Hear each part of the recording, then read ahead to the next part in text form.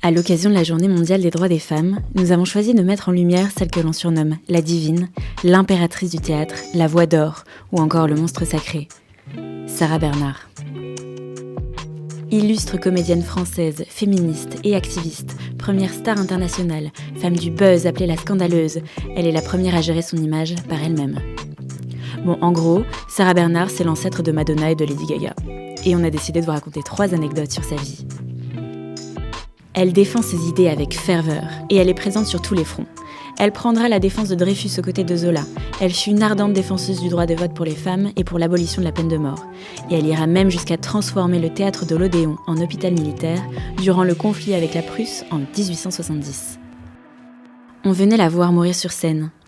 Parce qu'elle mourait très bien sur scène, on venait voir Sarah Bernhardt pour ses agonies. Et elle adore les rôles qui la font mourir. À chaque fois, elle s'applique à rendre l'âme de la façon la plus grandiose possible, et le public est conquis, irrésistiblement.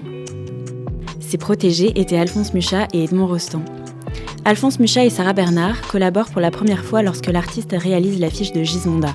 C'est un triomphe, et Sarah Bernhardt, conquise, propose à Mucha un contrat exclusif de 6 ans pour produire ses affiches.